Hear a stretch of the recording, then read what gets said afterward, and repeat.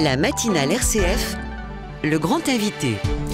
Et ce matin, nous continuons de parler de la communauté de l'Arche, ces communautés de vie où cohabitent des personnes avec ou sans handicap. Elle compte environ 10 000 membres répartis dans 150 communautés à travers le monde, présentes dans 38 pays et fondée en 1964 par Jean Vanier. La personnalité de Jean Vanier, justement, elle est au cœur d'une enquête dont les résultats ont été publiés hier. Si on retrace la genèse de cette enquête dès 2016, une femme se plaint auprès de l'Arche du comportement qu'aurait eu Jean Vanier avec elle. À l'époque, le fondateur de l'Arche jouit d'une grande aura. En mai 2019, après une nouvelle plainte, une première enquête est lancée, dont les résultats sont livrés en 2020.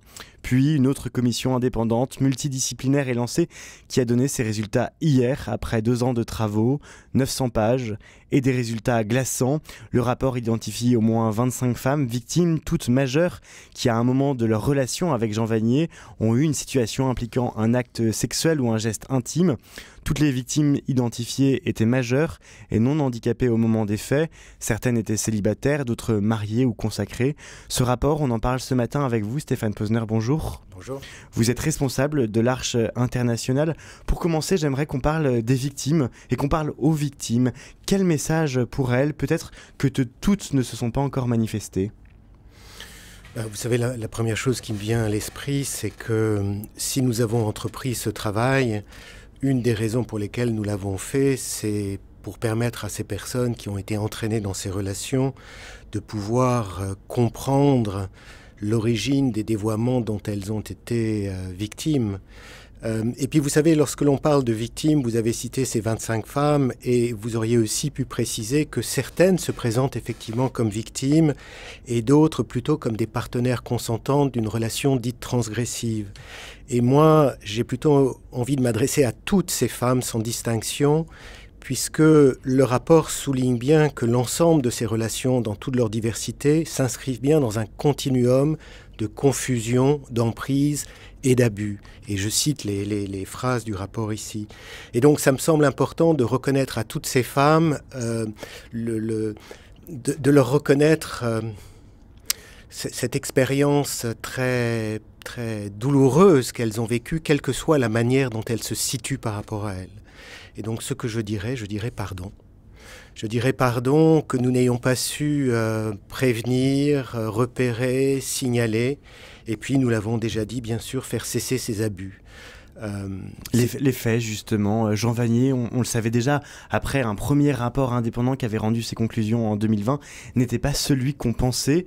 Qu'est-ce que vous avez appris de nouveau avec les résultats de cette commission ? D'abord, il y a une confirmation, c'est-à-dire tout ce que nous avions rendu public à la suite de l'enquête que nous avions diligentée et confirmé. En particulier le fait que Jean Vanier, dès les années 50, avait donc adhéré aux doctrines du père Thomas Philippe, aux pratiques qui s'y rapportent, et que la filiation qu'il avait toujours revendiquée au père Thomas a vraiment été un élément structurant de sa personnalité. Il avait toujours revendiqué cette filiation, mais bien sûr, nous ne savions pas ce qu'il entendait et ce qu'il y avait derrière cette filiation. Donc, il y a d'abord une confirmation. Il y a ensuite, vous l'avez dit, les situations de ces 25 femmes qui ont été identifiées, et la commission précise bien qu'elle a toutes les raisons de penser que la liste n'est pas close. Et puis, enfin, il y a des éléments liés à notre fondation. C'est-à-dire que nous avions déjà compris en 2019 que la fondation de l'Arche n'était pas celle que nous avions imaginée.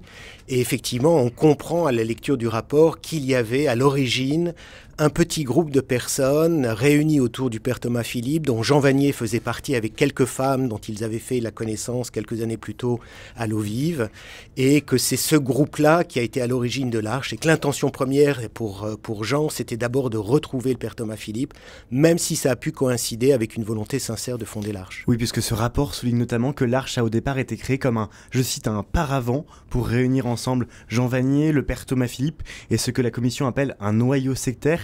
Il y avait donc une partie des fondations de l'Arche qui était corrompue. Aujourd'hui, quel travail pour distinguer le bon grain de l'ivraie ? D'abord, pour revenir sur ce point qui est très important et qui, bien sûr, pour nous est très troublant, c'est que le rapport fait en même temps le constat que nous n'avons pas été fondamentalement déterminés par cette origine. Et pour nous, bien sûr, c'est un constat essentiel. Et nous n'avons pas été déterminés par cette origine, mais en même temps, nous devons en faire l'inventaire. Et c'est la raison pour laquelle nous avions demandé à une sociologue de contribuer aux travaux de la commission d'études. Elle faisait partie de la commission, et en particulier pour essayer de rendre compte d'un certain nombre de dynamiques institutionnelles au sein de l'Arche. En particulier, un certain nombre de rapports d'autorité, le mode d'accompagnement ou de supervision, et un certain type de discours. Et donc, c'est sûr que le travail qui a été fait là, ce qui est rapporté dans ce document, va nous encourager à une relecture critique d'un certain nombre de nos pratiques, même si celles-ci, nous l'avons aussi dit, et même si celles-ci ont beaucoup évolué au fil des décennies et de la croissance de l'Arche. Et concrètement, quelles actions, quelles mesures comptez-vous prendre désormais que ce travail d'identification des victimes, de la personnalité de Jean Vanier aussi est réalisé? Encore une fois, si nous avons entrepris ce travail, c'était pour comprendre ce que nous avions appris il y a déjà quelques années. Et comprendre, c'est se comprendre. Donc la première chose, et ça va nous prendre du temps, il va nous falloir intégrer ce qui est écrit dans ce rapport, et en particulier intégrer ces réalités au récit de notre histoire, et j'évoquais ici notre fondation. Et ça, nécessairement, ça prend du temps, parce que la réception de ces réalités est forcément douloureuse. Un autre aspect, ça va être ce que j'évoquais à l'instant, c'est-à-dire qu'est-ce qui, dans notre fonctionnement, a rendu possible la possibilité de tels abus et le silence qui les a entourés. Parce que pour moi, comme pour beaucoup, c'est comment se fait-il que nous n'ayons pas vu? Et qu'est-ce qui, dans notre mode de fonctionnement, a pu privilégier cette espèce d'invisibilité de ces abus au fil de toutes ces décennies? Et donc, ça va être de revenir sur un certain nombre de nos pratiques telles qu'elles ont été identifiées à l'époque où le rapport étudie les faits. Et ça va prendre également du temps. Qu'est-ce qui, dans notre histoire, a rendu tout cela possible? Et puis, il y a naturellement toutes les politiques de signalement et de protection des personnes qui existent à l'Arche et qui ont fait l'objet d'une totale refonte depuis 3 ans. On a conduit des audits auprès de nos communautés dans le monde entier. On a produit de nouveaux référentiels de normes et d'objectifs en matière de protection des personnes. On va refaire un audit cette année. Il sera renouvelé tous les 3 ans. Donc, c'est un sujet que nous prenons naturellement très au sérieux, mais nous le prenons très au sérieux avec la volonté de continuer d'être des lieux où la confiance puisse se jouer entre les personnes, dans les relations interpersonnelles, mais une confiance qui ne soit pas une confiance aveugle. Et justement, que dire ce matin aux membres de la communauté de l'Arche qui peut-être nous écoutent? Que leur dire, elles qui sont sans doute très ébranlées aussi par ces révélations? Vous savez, il y a quelques années, quelques semaines avant que nous rendions publics les résultats de l'enquête de 2020, nous avions rencontré un groupe de responsables et en amont de la communication publique, nous les avions informés de ce qui allait être dit. Et il y avait parmi ces responsables le responsable L'Arche de la communauté du Japon. Et il a été tellement heurté par ce qui était dit qu'il n'a pas compris la première fois, ou en tout cas il pensait ne pas comprendre et il a fallu répéter une seconde fois. Et lorsque finalement il a compris, il a dit « Ah, je ne pourrai plus raconter l'histoire de Jean Vanier ». Et il s'est arrêté un instant et il a poursuivi « Il faudra que je raconte mon histoire ». Et donc ce que je veux dire par là, c'est que ce qui nous arrive fait que nous sommes obligés de nous recentrer sur quelle est la raison pour laquelle nous sommes venus à l'Arche et éventuellement pour laquelle nous y sommes restés. Autrement dit, il y a bien notre histoire de fondation et qui concerne les acteurs de l'époque, mais il y a aussi pour chacun d'entre nous une expérience fondatrice. Pourquoi je suis venu ? Pourquoi je suis resté? Et tout ça, ça se source pour l'essentiel autour de cette expérience fondatrice qui est celle d'une rencontre entre des personnes avec et sans handicap intellectuel. Et donc, ce que je dirais aux membres de l'Arche, comme je me le dis à moi-même, c'est pourquoi je suis venu, pourquoi je suis resté. Stéphane Posner, vous êtes responsable de l'Arche internationale depuis quelques années. Est-ce que vous vous sentez trahi? Est-ce que ça ébranle un peu vos convictions, ce qui vous a donné aussi envie de vous engager? C'est certain que ce qu'on a appris de Jean, la manière dont il a adhéré à cette doctrine qui est tout de même délirante, les pratiques, le cortège de mensonges, de dissimulation qui s'en sont suivis pendant des décennies, c'est sûr que pour nous autres, nous ressentons tout ça comme un très grave abus de confiance pour l'Arche, pour les membres de l'Arche. Et à ce titre-là, on est tous ébranlés, on est tous atteints. Et en même temps, je crois qu'il y a quelque chose qui est inentamé et qui a à voir avec l'expérience qui est vécue dans nos communautés au quotidien. Et je vous dirais que la première personne qui m'a ouvert la porte quand je suis arrivé à l'Arche il y a 38 ans, Jean-Claude était mon ami hier, il est mon ami aujourd'hui. Je ne vois pas pourquoi il ne serait pas encore mon ami demain. Dans le rapport, on parle également de la tendance à essentialiser et sacraliser le pauvre. Comment recevez-vous aussi cette parole sur cette essentialisation du pauvre dont parle le rapport de cette commission indépendante ? Oui, vous savez, j'évoquais tout à l'heure un certain discours. J'imagine que l'essentialisation, ça a à voir avec un certain discours sur la pauvreté, où le pauvre serait une espèce de catégorie générique.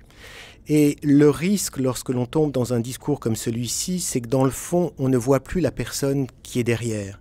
Elle devient un spécimen du genre au lieu d'être unique en son genre. Autrement dit, il devient le pauvre avant qu'on se souvienne qu'il s'appelle Stéphane, Jean-Claude, Sylvie, Françoise. Et ça a sans doute aussi à voir avec une certaine forme de rapport à l'idéal. Et je pense qu'il va y avoir une forme de désidéalisation qui pourtant n'est pas une perte d'esprit, mais qui, je crois, nous donnera à aborder ce que nous sommes avec davantage de maturité. Que faire maintenant aussi de l'héritage de Jean Vanier ? C'est aussi des livres qui sans doute jonchent les bibliothèques et les librairies des communautés de l'Arche. Est-ce que tout ça va être mis à la poubelle ? Est-ce que ce corpus intellectuel, idéologique de Jean Vanier va être dorénavant mis de côté ? Alors, vous savez que dans la commission d'études, il y avait également une théologienne dont la mission a été de passer en revue un certain nombre d'ouvrages de Jean, précisément pour nous aider à faire le tri, vous parliez tout à l'heure du bon grain et de l'ivraie, entre ce qui doit être ou ce qui pourrait être conservé, ce qui doit être approfondi pour être mieux compris et ce qui doit être mis à l'écart. Et c'est sûr que ce travail-là va nous permettre de nous aider à faire ce tri-là. Et en même temps, et ça aussi nous l'avons dit, en tout état de cause, les ouvrages de Jean ne pourront plus être des ouvrages de référence et on ne pourra plus considérer ses livres ou sa pensée ou ses écrits sans avoir à l'esprit ce que nous savons de lui aujourd'hui. Et donc pour l'heure, les livres de Jean Vanier sont exclus des bibliothèques, des librairies ? Alors, pour ce qui est des librairies, je crois qu'ils ont été effectivement retirés il y a déjà 3 ans. Et pour ce qui est de chez nous, dans nos communautés, cela fait déjà effectivement 3 ans aussi que nous avons produit une recommandation qui était de les mettre de côté en attendant précisément d'avoir les conclusions du rapport. Quelle fécondité aussi à cette affaire qui est extrêmement dure, qui est qui est une vraie épreuve pour les communautés de l'Arche à travers le monde. Dans la Bible, il dit que la vérité rend libre. Quelle fécondité vous retirez aussi de ces 4 ans maintenant d'enquête en tout genre à travers le monde sur la personnalité de Jean Vanier ? Alors l'emploi du mot fécondité est presque un mot paradoxal quand on reçoit des nouvelles qui sont des nouvelles mauvaises. Et en même temps, la question que ça pose, c'est quelle est notre aptitude à les recevoir, à faire face à ce passé pour regarder l'avenir. Et là encore, je crois que votre question a à voir avec ce qui nous a motivés pour entreprendre ce travail. C'était précisément la conviction que sans regarder notre passé, nous ne saurions pas envisager l'avenir.